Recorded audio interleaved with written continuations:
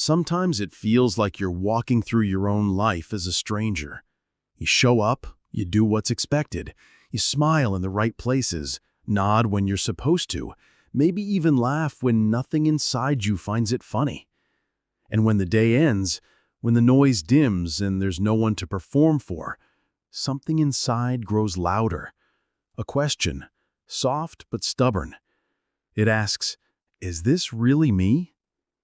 Maybe you've ignored it for years. Maybe you've gotten good at pretending it doesn't exist. After all, who has time for questions like that when there are bills to pay, people to please, roles to play? But the truth is, that question never leaves. It waits. It watches. And it doesn't need you to answer right away. It just wants to be heard. Carl Jung believed that question wasn't just a moment of doubt. He saw it as a symptom of something far deeper, a soul that's quietly suffocating under all the things it was told to become. He called it the pain of disconnection, not just from the world, but from oneself. And once you start noticing that ache, you begin to realize how long you've been carrying it. Because somewhere along the way, we all learn to wear a mask, not out of deception, but out of survival. We learned what parts of us made people smile and which parts made them uncomfortable. We learned how to shrink ourselves into something palatable, something polite. And little by little, the mask stuck. It became easier to show the world that version, tidier, more digestible, less chaotic. Jung called this mask the persona. It's the self we create to function in society, to be accepted, to belong. But the more we feed it, the more we forget who we are without it. I think most of us don't even realize we're wearing it anymore. We confuse the mask for the face. We say, "This is just who I am," without ever questioning whether that identity was something we truly chose or something we built out of fear. I remember a time I sat in a room full of people I loved, laughing along with everyone else and yet feeling completely alone. I couldn't explain it back then, but now I know. It wasn't loneliness, it was absence. I wasn't there. Not the real me, just the version I knew would make everyone comfortable. And that's the cost. We trade authenticity for acceptance. We trade expression for approval. And somewhere in that exchange, we lose the thread of our own story. You might be wondering, if this persona helps us survive, isn't it a good thing? Isn't it necessary? Yes, it helps us navigate the world. But problems begin when we mistake the costume for the character, when the performance becomes our prison, when we're so used to editing ourselves that we no longer know what the unedited version sounds like. It's subtle. It creeps in. A small silence when you wanted to speak, a forced smile when you wanted to cry, a yes when your whole body meant no. And over time, that silence grows roots. The mask hardens, and you wake up one day wondering why everything feels so hollow. Jung warned that a life disconnected from the true self always carries a price paid in quiet anguish, a sense of dissatisfaction that no achievement can touch. It shows up in the stillness, in the moments where nothing's wrong, but nothing feels right either. It's that emptiness after a goal is reached, that ache after applause fades, that strange sadness that visits even when everything looks fine. And here's the hardest part to admit. Many of us have never truly met ourselves. We know what others expect of us. We know how to be likable, successful, smart, kind. But who are we beneath all of that? What are we like when we're not trying to be good? The journey to find that answer isn't simple. In fact, it's terrifying. Because it means peeling back everything you've used to keep yourself safe. It means confronting the parts you've buried, the ones that didn't fit, the ones that got you in trouble, the ones that were too intense, too sensitive, too wrong. That's where the real work begins. Underneath the mask lies the shadow. That's the term Jung used for all the parts of ourselves we've pushed into the dark. It's everything we were told not to be. Anger we weren't allowed to express. Curiosity we were told to silence. Emotions we were told to toughen up and hide. Over time, these parts didn't disappear, they simply went underground. But here's what no one tells you. They don't stay there quietly. What we reject doesn't vanish. It waits. It shows up when we least expect it, in the jealousy we can't admit, in the sharpness of our voice when we feel ignored, in the breakdown that makes no sense on paper but feels like something inside finally breaking through. I've seen my own shadow in moments I wish I hadn't, in the way I hurt someone I loved because I couldn't bear to feel small, in the way I sabotaged peace because I didn't know how to exist without drama, in the times I pushed love away because I didn't believe I was worthy of being seen. These aren't easy truths, but they are necessary ones, because until we turn toward the shadow, it controls us, not like a monster, but like a whisper we can't quite name. And the irony is, some of the most beautiful parts of us are hiding there too. Our creativity, our passion, our truth. The shadow is not the enemy. It is simply the exiled self, waiting to come home. And maybe that's the whole point, not to get rid of the parts that feel too much, but to learn how to hold them with compassion. To say to our anger, I hear you. To say to our sadness, you're allowed to be here. To say to our truth, I won't hide you anymore. But this kind of inner reconciliation doesn't happen all at once. It's not about fixing yourself or becoming perfect. It's about slowly remembering who you were before you learned to perform. I sometimes wonder, what would happen if we let go? If we stopped trying so hard to be everything for everyone? If we stopped living like we're on stage and started living like we're in our own skin? What would it feel like to live a life that is ours? That question lingers, doesn't it? It follows us, and maybe that's a good thing, because somewhere inside we know there is more to us than this polished, practiced version. There is a deeper self, older than memory, quieter than thought, that's been waiting for us to come back. This isn't about abandoning the world or retreating into solitude. It's about returning to truth, about stepping out of roles we didn't choose and walking into lives we do. It takes courage, not the kind that shouts, but the kind that whispers, you don't have to hide anymore. And in that whisper, maybe the real journey begins. Because the moment you stop running from yourself is the moment you start becoming whole. Maybe the hardest part isn't realizing that you've been wearing a mask. Maybe it's realizing how many of your choices weren't really yours. How much of your life has been shaped not by your soul, but by your silence, by the voices that came before yours, the patterns you inherited without even knowing it. You think you're choosing freely, but sometimes you're just playing out a script that was written long before you ever learned to speak. That's the quiet tragedy of it all. We call it personality, but often it's a patchwork of other people's fears, expectations, and unresolved wounds stitched into something we thought was selfhood. We live out roles, echo beliefs, mimic behaviors, and then wonder why everything feels so off. Jung knew that the human mind doesn't begin as a blank slate. We come into this world carrying not just our personal story, but something older, something collective.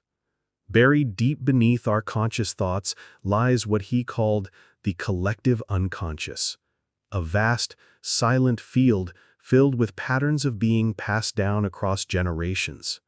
Not memories, but archetypes, the soul's inherited blueprint. These archetypes aren't something we create, they create us. They live in us as instincts, symbols, impulses, reactions we can't quite explain. We see them in dreams, myths, religions, fairy tales. They're the reason certain stories grip us in ways we don't understand, why some characters in films or books feel like home, why we're drawn to the same types of people over and over again, even when it hurts. The hero, the caregiver, the rebel, the innocent, the sage, the lover. These aren't just characters in stories, they are fragments of us, each holding a different lesson about what it means to be alive. But here's the part we rarely talk about. When one archetype dominates our life, when we cling to one and reject the others, we begin to live in imbalance. Maybe you've spent your life trying to be the hero, always strong, always pushing forward, always carrying the weight of everyone else. You've built a life around resilience, but inside, you're exhausted. Because strength without softness becomes armor too heavy to carry. Or maybe you've lived as the caregiver, always there, always nurturing, always putting yourself last. And somewhere along the way, you forgot how to ask for help because giving became your identity and receiving started to feel selfish. Or perhaps you've been the rebel, fierce, independent, always challenging the system. But in the silence of your own rebellion, there's a loneliness you don't know how to name. Because fighting everything all the time leaves little space for softness to grow. None of these roles are wrong. They each hold something beautiful. But when we over-identify with one, we begin to lose the rest. The archetypes we reject don't disappear. Like the shadow, they wait. They find back doors into our lives, often through suffering, through dreams that unsettle us, through relationships that trigger us, through patterns we can't seem to break. And that's the quiet power of the unconscious. It never stops trying to wake us up. Sometimes it whispers through a recurring dream, a symbol that haunts you. Sometimes it speaks through a breakdown, a heartbreak, a moment of collapse that forces you to finally look inward. I remember a period of my life when everything on the outside looked fine. There was nothing dramatic happening, no crisis, just a dull ache, a restlessness. I couldn't explain why I felt so disconnected. It was like I was floating above my own life, watching it from a distance. I tried to distract myself. I told myself I was just tired. But deep down, I knew. There was a part of me trying to speak. Not through logic, but through longing. Not through thoughts, but through images. I started paying attention to my dreams. I started writing down the things that caught in my throat. And slowly, I began to realize I wasn't just feeling lost. I was being called home. Back to the parts of me I'd forgotten. Back to the stories I'd abandoned in the name of being normal or successful or good. Jung believed that these inner characters, these archetypes, aren't problems to fix, they're messengers. Each one points to a different truth we need to integrate. And the more we recognize them, the more we begin to understand why we are the way we are. Why we keep falling in love with the same kind of person. Why we sabotage things just when they start going well.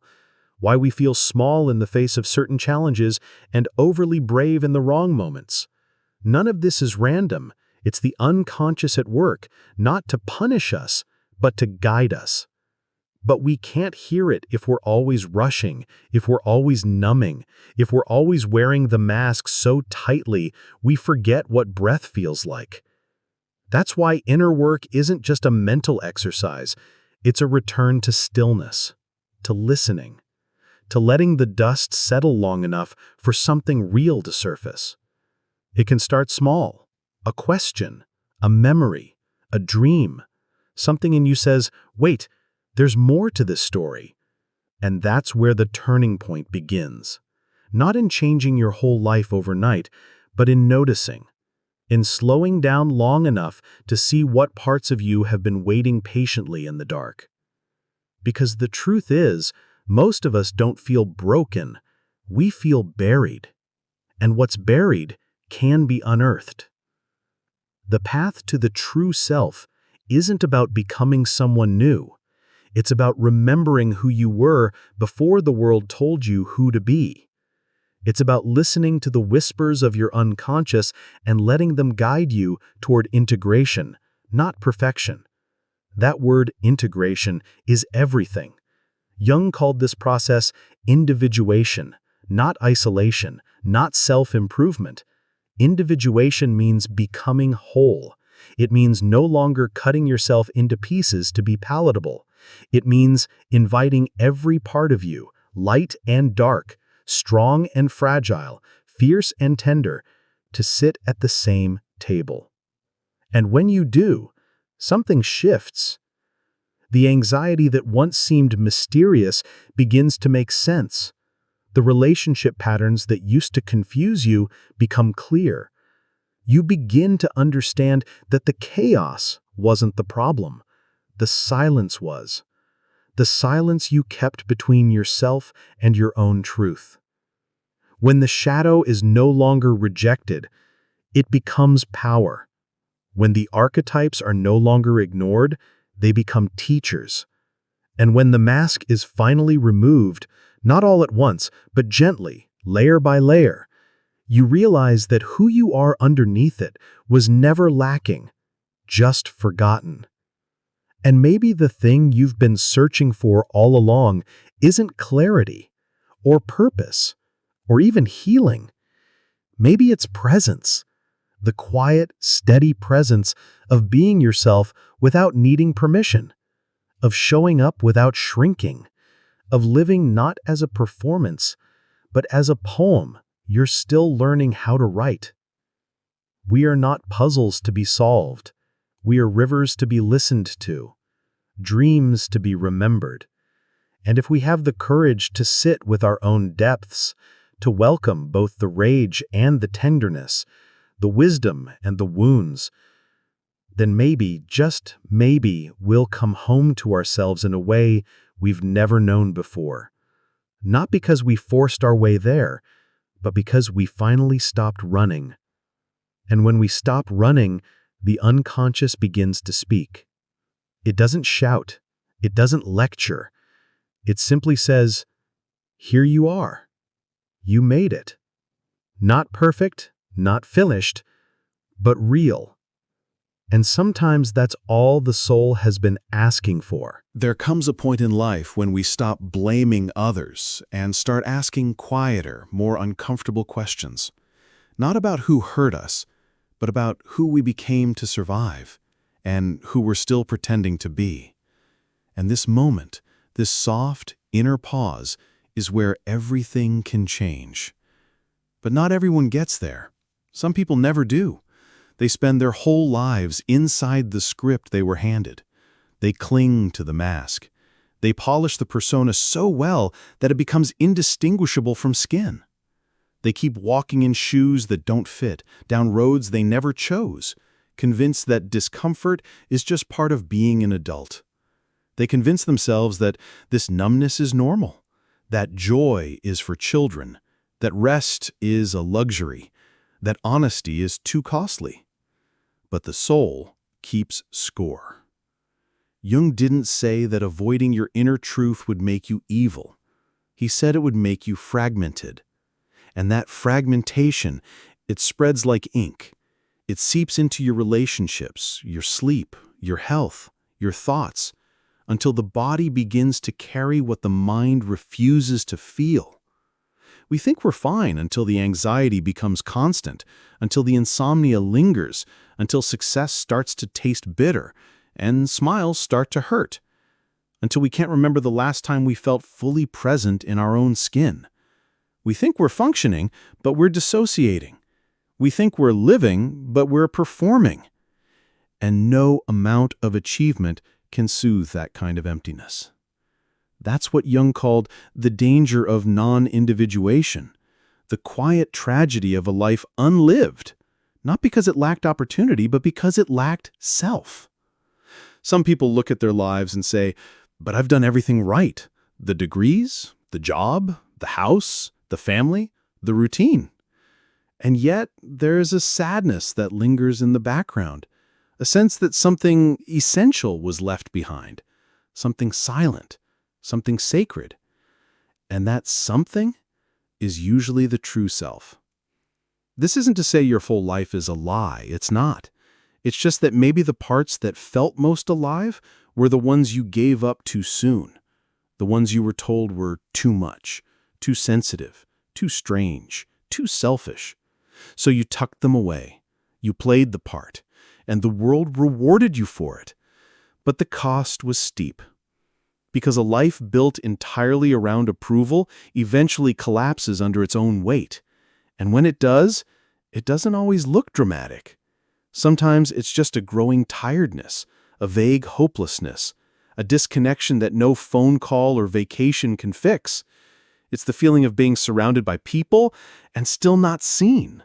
It's that quiet grief of realizing you've spent more time managing perceptions than actually living. So what happens when someone finally decides to stop? They don't transform overnight. They don't suddenly become enlightened. What happens is quieter than that. They begin to unlearn, to unmask, to listen. And the listening part is everything. Because the self doesn't return with noise. It returns in stillness. It doesn't rush, it waits. It waits for you to stop punishing your own depth. It waits for you to stop treating your softness like a weakness.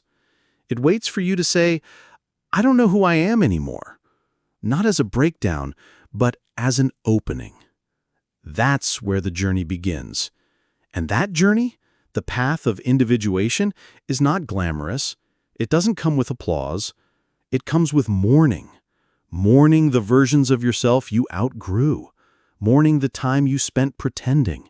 Mourning the love you accepted because you didn't know how to ask for more. It comes with loneliness too, because when you stop pleasing everyone, some people will leave. Some dynamics will fall apart. Some places will no longer feel like home. And that's okay, because individuation isn't about being liked. It's about being true. It's the act of reclaiming the life that was always meant for you, the one buried under shoulds, scripts, and survival. It's waking up and realizing that authenticity isn't a luxury, it's a need.